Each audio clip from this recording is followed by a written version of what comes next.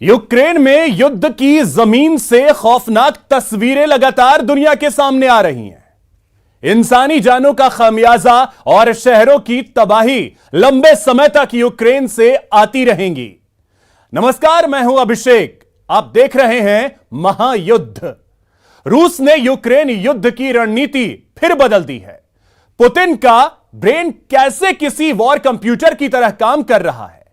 युद्ध, जासूसी और वार टैक्टिक्स में माहिर पुतिन युद्ध की बदलती स्थितियों के हिसाब से यूक्रेन की नई युद्ध नीति पर काम कर रहे हैं। 25 दिन के अंदर रूस 3 बार वॉर टैक्टिक्स बदल चुका है। कीव पर कब्जा करने के लिए उसकी नई चाल सामने आई है। दोनों देशों के बीच कई दौर की बातचीत हो चुकी है, लेकिन हल नहीं निकल पा रहा। ऐसे में सबसे बड़ा सवाल यही कि आखिर इस युद्ध का अंत कब होगा? कब तक दुनिया इस तबाही को देखती रहेगी?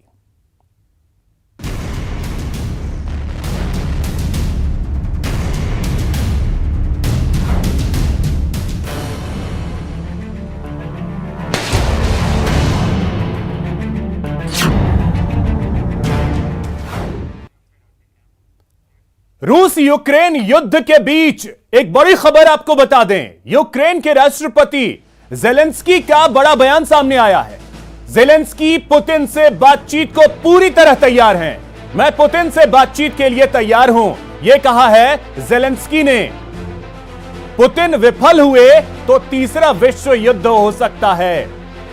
द कीव इंडिपेंडेंट के हवाले से ज़ेलेंस्की का यह बयान सामने आया। यह बड़ी खबर आपको बता दें।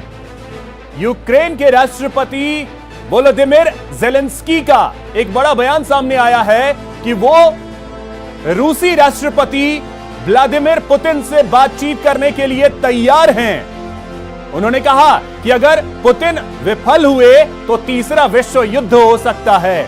द कीव इंडिपेंडेंट के हवाले से ज़ेलेंस्की का यह बयान सामने आया।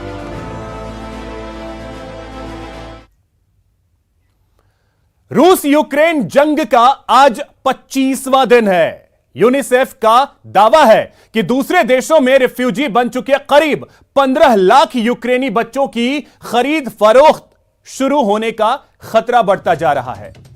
उधर यूक्रेन के राष्ट्रपति वोलोदिमीर ज़ेलेंस्की ने रूस के राष्ट्रपति व्लादिमीर पुतिन से जंग रोकने के लिए सीधी बातचीत करने की अपील की है।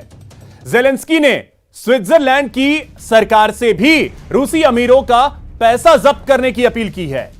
ज़ेलेंस्की ने कहा, यूरोपीय शहरों में रहकर स्विस बैंक में पैसा रखने वाले रूसी अमीर वहां की सेना को यूक्रेन को तबाह करने के लिए पैसे दे रहे हैं।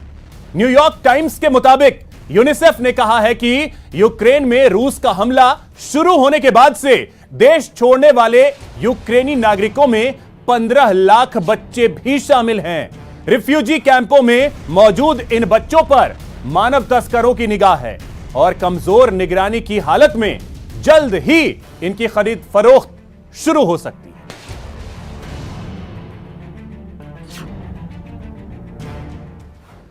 रूसी हमलों से यूक्रेन में तबाही मची है। वहां हर तरफ तबाही का मंजर नजर आ रहा है। वहां की इमारतें और बाजार सब बर्बाद हो चुके हैं। रूसी हमलों में यूक्रेन के और भी कई शहर खंडहर बन चुके हैं।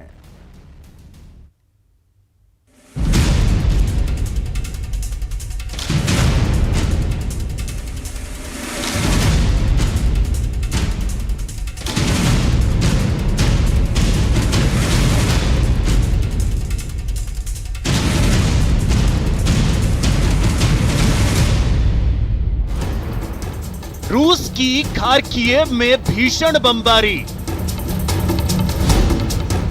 रूस के चक्रव्यूह में घिरे यूक्रेन के शहर।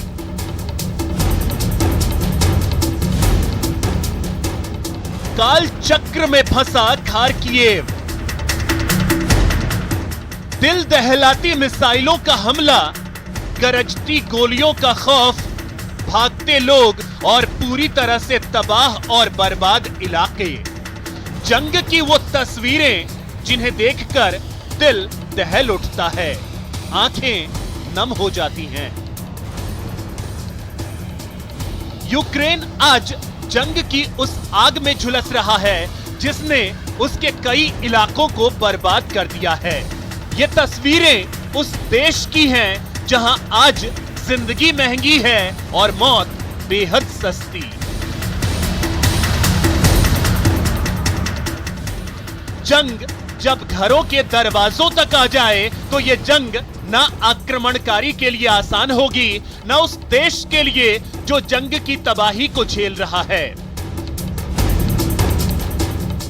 रिहायशी अपार्टमेंट्स, रोजमर्रा की जरूरत वाली इमारतें, बाजार सब ध्वस्त हो रहे हैं। रूस के हमले दिन ब दिन तेज होते जा रहे हैं।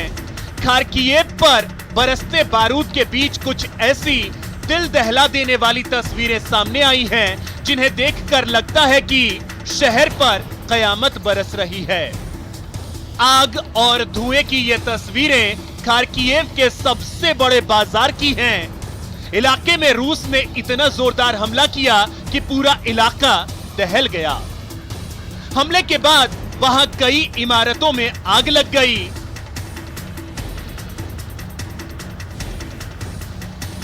जल रहे मार्केट से उठते धुएं ने कई किलोमीटर के हिस्से को ढक दिया।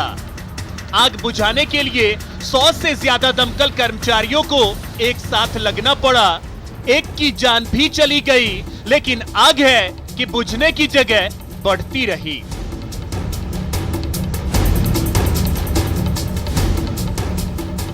ऐसा नहीं है कि आग सिर्फ खार्किव के सिर्फ एक ही इलाके में लगी है। ऐसे ही हालात खार्किव के मेरेफा और बाकी इलाके में भी दिखाई दिए। वहां भी रूस की तरफ से की गई भारी बमबारी की वजह से हर तरफ सिर्फ खंडहर बनी इमारतें दिख रही हैं। चारों तरफ राख ही राख तबाही की कहानी बयां कर रहे हैं। कहीं उठता धुआं और कहीं आग के गोले बर्बादी की कहानी बता रहे हैं। चारों तरफ तबाही का मंजर खौफ पैदा कर रहा है। यूक्रेन बातचीत की बात कर रहा है, रूस बातचीत के बीच भी युद्ध की रफ्तार को तेज किए हुए है।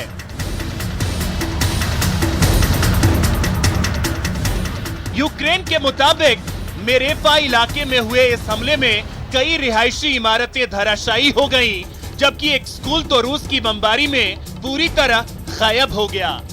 जिस जगह कभी स्कूल हुआ करता था, वो जगह मिसाइल हमले के बाद एक समतल मैदान में बदल गई। वहां बस टूटी हुई लकड़ियां, राख और पत्थरों के टुकड़े ही दिखाई दिए। खार्किव में जारी बमबारी की वजह से खाने पीने की चीजों से भरा एक गोदाम भी तबाह हो गया। जंग में इस गोदाम की अहमियत का अंदाजा इसी बात से लगाया जा सकता है कि इसमें खाने पीने के वो सामान सुरक्षित रखे गए थे जिससे शरणार्थियों और जरूरतमंदों तक खाने का सामान पहुंचाया जा रहा था। लेकिन रूसी बमबारी की वजह से सब कुछ तबाह हो गया। रूस और यूक्रेन के बीच जंग हर गुजरते दिन के साथ और भीषण होती जा रही है। खार्किव को रूस ने पूरी तरह बर्बाद कर दिया है। रूस ने यूक्रेन पर हवाई हमले और तेज कर दिए हैं। जमीन से लेकर आसमान तक रूस यूक्रेन पर बमों की बरसात कर रहा है। इस जंग में यूक्रेन का जो हाल हुआ है, वहां जो बर्बादी हुई है, उसे बयां कर पाना आसान नहीं है। Bureau report, news 18 Rajasthan. 24 फरवरी से रूस और यूक्रेन के बीच शुरू हुई जंग थमने का नाम नहीं ले रही। उल्टे ये और विध्वंसक भी होती जा रही और इसमें घातक हथियारों का इस्तेमाल भी होने लगा है।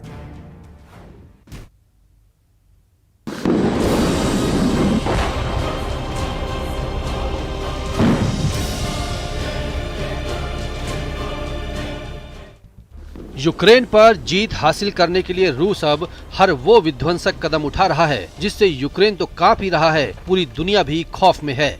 जंग में अब रूस ने अपने महाविनाशक हाइपरसोनिक मिसाइल किंझल का इस्तेमाल शुरू कर दिया है।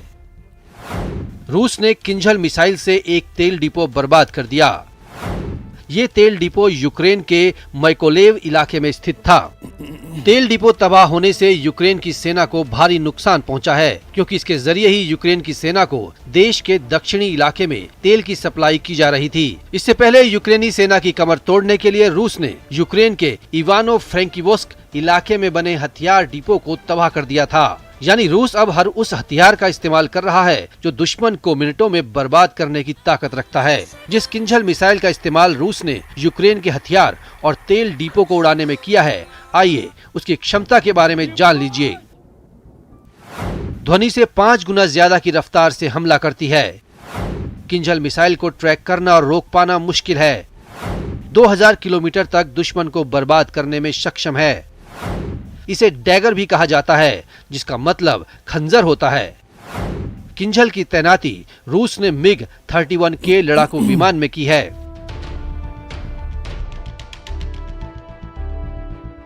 उधर युद्ध रोकने के लिए कूटनीतिक कदम भी उठाए जा रहे हैं। रूस और यूक्रेन के बीच 4 दौर की वार्ता हो चुकी है। यूक्रेन के राष्ट्रपति जेलेंस्की ने भी रूस के राष्ट्रपति पुतिन से जंग रोकने के लिए सीधी बातचीत करने की अपील की है। हालांकि पुतिन फिलहाल ऐसी बातचीत के लिए तैयार नहीं हैं।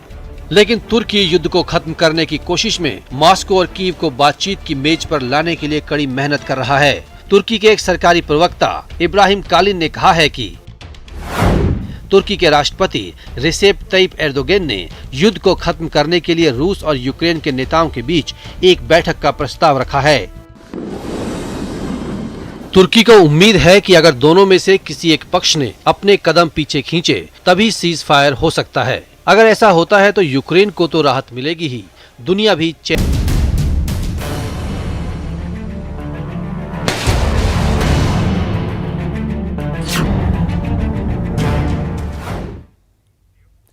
ब्रेक के बाद आपका स्वागत है। 25 दिनों से रूस यूक्रेन पर लगातार मिसाइलें बरसा रहा है। यूक्रेन के कई बड़े शहर तबाह हो गए हैं, लाखों लोग पलायन कर चुके हैं, लेकिन रूस अब तक जीत से दूर है। इसलिए वो एक से बढ़कर एक घातक हथियार निकाल रहा है।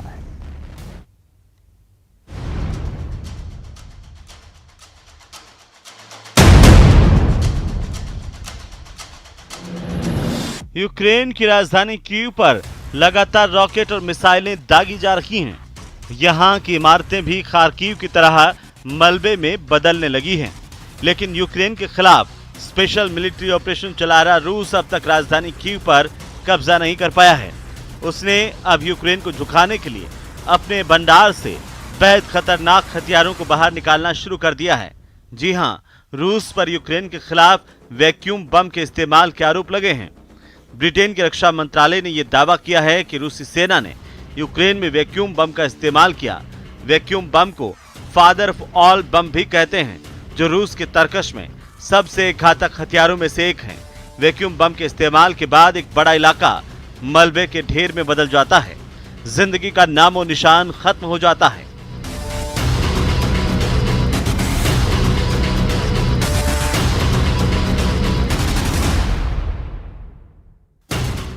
यही वजह है कि फादर ऑफ ऑल बम्स को रूस का ब्रह्मास्त्र भी कहा जाता है।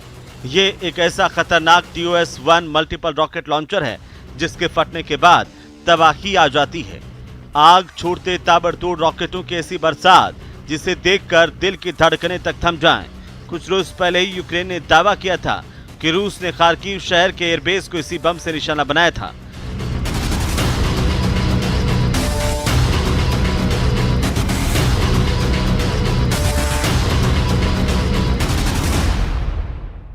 ब्रिटेन से पहले अमेरिका में यूक्रेन के राजदूत ने यह दावा किया था कि रूस ने यूक्रेन पर हमला करने के लिए वैक्यूम बम का इस्तेमाल किया है। वैक्यूम बम सबसे खतरनाक गैर परमाणु हथियारों में से एक है। इससे पहले रूस पर यूक्रेन के खार्किव के घरों और एक स्कूल पर क्लस्टर बमों के इस्तेमाल के आरोप लग चुके हैं, जिनका इस्तेमाल करना अंतर्राष्ट्रीय कानून के तहत अवैध है।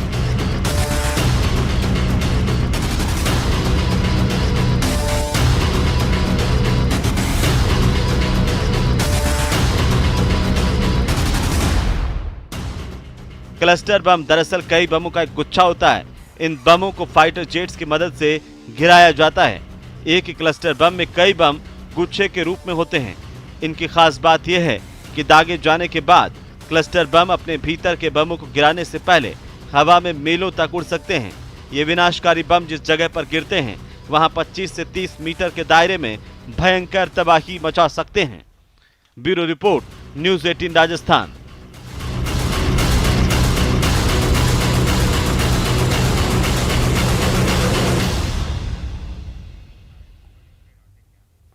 यूक्रेन पर हमले के विरोध में अपनी ही सरकार के खिलाफ खड़े होने वाले रूसी नागरिक अब न घर के रहे न घाट के जैसा महसूस कर रहे हैं। पहले उन्हें सरकार का विरोध करने के लिए अपना देश छोड़ना पड़ा, वहीं अब उन्हें दूसरे देश शरण नहीं दे रहे हैं। यह दर्द उन 40 रूसी परिवारों का है जो पिछले 2 सप्ताह से मैक्सिको बॉर्डर पर अमेरिका में एंट्री के लिए तंबू गाड़कर बैठे हुए हैं। रॉयटर्स न्यूज एजेंसी के मुताबिक अमेरिका ने जहां जंग के कारण यूक्रेन छोड़ने वाले रिफ्यूजियों के लिए अपने दरवाजे खोल रखे हैं, वहीं इन यूक्रेनी नागरिकों के हक में आवाज उठाने वाले रूसी परिवारों के लिए अब भी उसने नो एंट्री का बोर्ड लगा रखा है।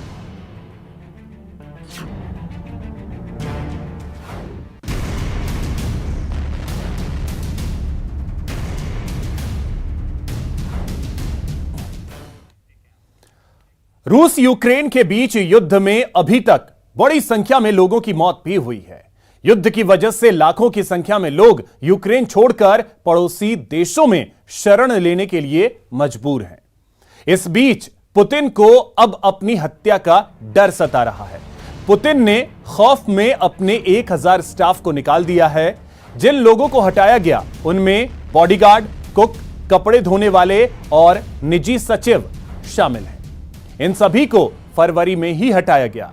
हटाए गए लोगों की जगह जिन्हें रखा गया है उनके बारे में पूरी तहकीकात की गई है। गौरतलब है कि पुतिन के आदेश से रूसी सेना ने 24 फरवरी को यूक्रेन पर हमला कर दिया था।